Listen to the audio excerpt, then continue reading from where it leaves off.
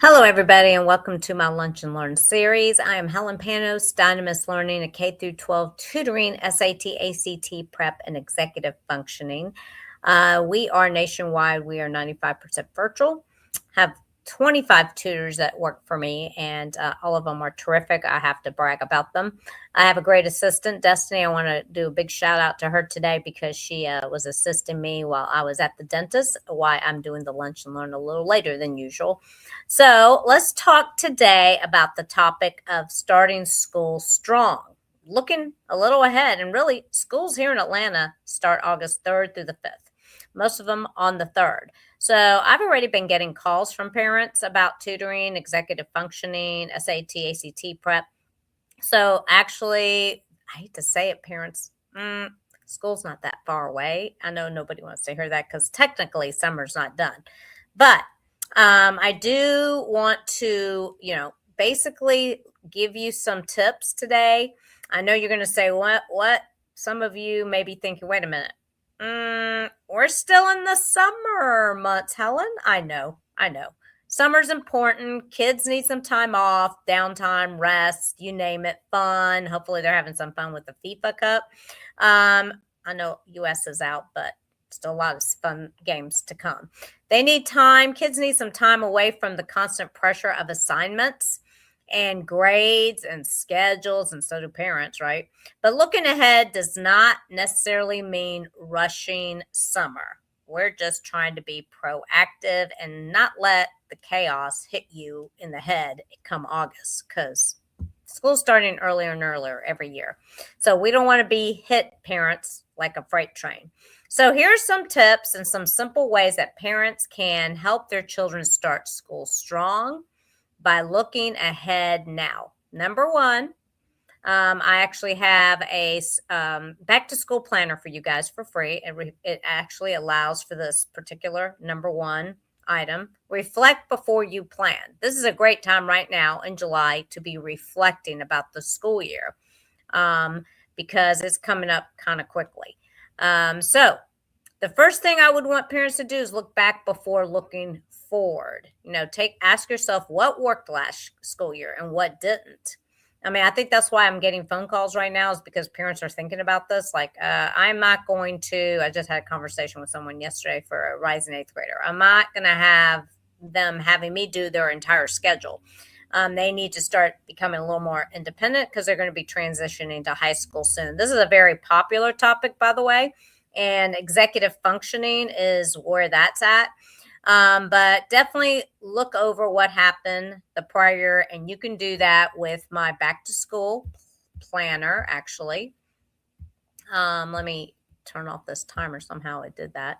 So this link will be live on the comment section in the introduction, so you can get it there. I want you to get a little bit more specific, though, when you're thinking about this. Was homework constantly being forgotten? Were mornings really chaotic and they couldn't get organized and out the door? Did your child wait until 10 the night before to start a project? Ugh, who wants that as a parent, right? Did missing assignments pile up over time? Was test anxiety a problem? I've been getting some calls in June about test anxiety in the SAT, ACT prep. Did your child struggle with reading, writing, or math?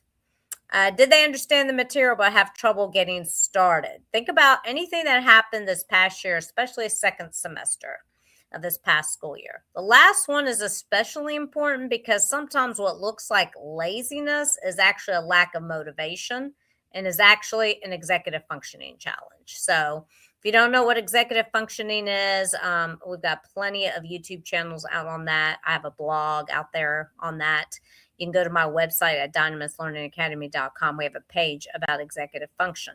So a student may not know exactly what needs to be done, but struggles with task initiation, planning, organizing, time management, or emotional regulation. These are the top ones for executive functioning. Instead of saying we need to do, let's have a better year, guys. You say that to your child, right? Identify one or two specific areas that created the most stress in your family's life, okay?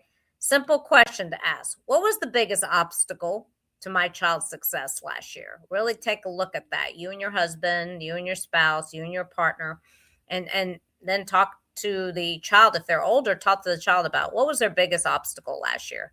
That answer gives you a big starting point. Okay. Number 2, don't wait for the first bad grade to happen. One of the biggest mistakes that families make is waiting until there's a problem. You start kind of getting hints of that problem, and then the problem gets really big, right? So school starts, everybody's hopeful, great. And then several weeks go by, not even several, like 2 or 3. Suddenly there's this bad test grade, because it takes about 2 or 3 weeks to have a test grade, right? But kind of pay attention, folks, to missing assignments or them look like they're struggling getting their work done and it's taking them too long, or they're asking you for help a lot. And by the time the parent realizes that there's a pattern, the student may just feel overwhelmed or discouraged. They may shut down. So looking ahead, ask now in July, parents, where might my child need support before the struggle actually begins? You've probably seen some signs already. Maybe your child had difficulty in math last year. I've gotten a lot of calls about math. And the next course builds directly on those skills. So, we're tutoring right now in July. You'd be surprised. Parents that are proactive, they've already called us. And why? They want them in gear, in brain motion for next month. Maybe your teens struggle to manage their classes because I have so many of them. And their, athletic schedule is so busy and they need some help with time management, organization. Maybe your teen, your child who has ADHD possibly, and every school year, you see this, the same pattern. Good intentions. I'm going to do well, Mom. Good intentions followed by total disorganization, right? Support is often most effective when it is proactive rather than reactive. Okay. Proactive rather than reactive. You don't have to wait for a crisis to happen, parents. Then that causes all kinds of chaos within the household, especially even with other children. So number 3, start building routines gradually. Now, I know parents, kids don't want to hear you're going to start like having them go to bed a little bit earlier, but at least 2 weeks before school starts, I would get them back on schedule. Now, am I suggesting that you suddenly put your child on a strict school schedule, like in the middle of the summer, just because, they're going to be going back in about 3 or 4 weeks? That's probably not going to go over very well with them. But about 2 or 3 weeks out, I would do it. I'd start thinking about routines, look at the sleep schedule, look at the wake up time, look at morning expectations, look at screen habits, talk to them. Every Sunday, start having a meeting. Maybe next Sunday, you start having these parent meetings, right, with your kids, family meetings, I call them. Look at how your child prepares for the next day. Take a look at that. Ask them some questions. You can do this with 2nd and 3rd graders too. If your teen is going to go to bed at 2 a.m. and wake up at noon and moving immediately to a 6:30 wake up time and is going to be quite rough. So we want to slowly start cutting that back now. Hey, we're already at July 7th. Instead of shifting that completely gradually, you don't want to like cold turkey that. That same goes for organization. You can begin asking simple questions like, where will your backpack go this year? Where do you want it to sit before you grab it to go out the door in the mornings? Where will you charge your laptop? Do we need a laptop charging station so you can then pack it into your backpack and take it to go? You don't want to be late catching your bus or make me late to work because I'm dropping you off at school, right? How will you keep track of these assignments? Ask your child that. Start thinking about simple things like this. What do you want your morning routine to look like? The goal is not for the parent to create the entire system. The goal is to involve the student, everyone. Yes, involve them. And if you think you're going to be butting heads with them, because I get a lot of calls from moms that tell me that about their sophomore, juniors, and seniors, I get it. Moms are trying to tell them what to do. And, you got boys that are almost adult men, right? And they really don't want to hear it. So give us a call if you don't want to be fighting with your teen. And that's really a very common statement I hear, believe it or not. So because when students have some ownership, they are more likely to use the system. And my executive function coaches have multiple ideas, not just one, not just the way you were taught, not the way I was taught growing up to do time management, organization, and all these other things. It may not work for your child. Has anybody thought about that? Yeah. You would think that it's going to work. The way you were taught, that's how they're going to do it too. Nope. I hate to say and break the news, that's not how it works. So number 4, choose one skill to strengthen. That is one of my favorite strategies is do not try to fix everything at once. Choose the one skill. Maybe it's starting assignments without repeated reminders. Oh, God, that would be nice, wouldn't it? Using a planner or a calendar. Now, not just a digital calendar, because that might not work for your child. Keeping track of materials. How are they going to do it? Breaking large projects into smaller steps so they're not waiting to the last minute to tell you they have it due tomorrow. Preparing for tests earlier. How's that studying look? It's not, we're going to cram the night before. I think we used to do that in college. That doesn't work.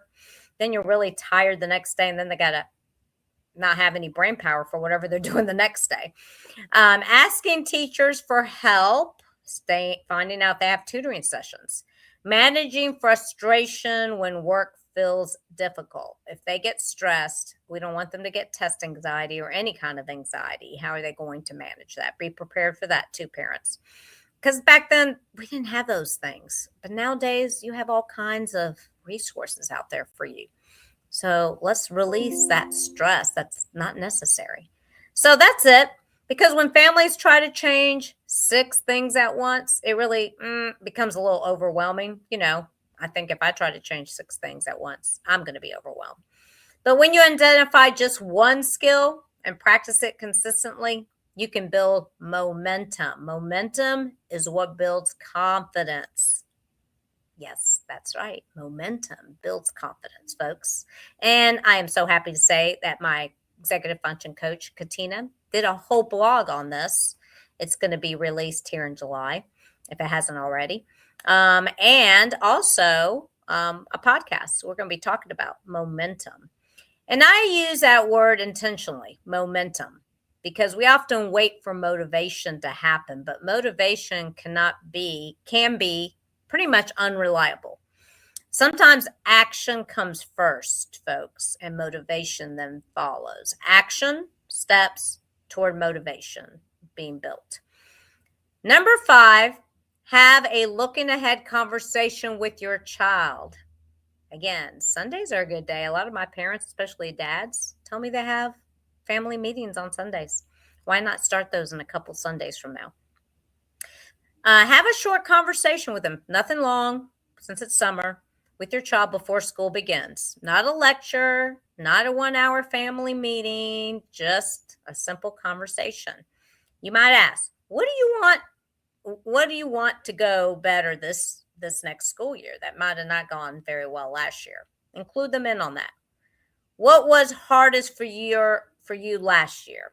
Let them figure that part out. What would make mornings easier? What is one thing you want to feel more confident about? And then as an adult, let's just listen. Your child's answer may surprise you. Sometimes parents focus on grades while the student is anxious about a particular subject.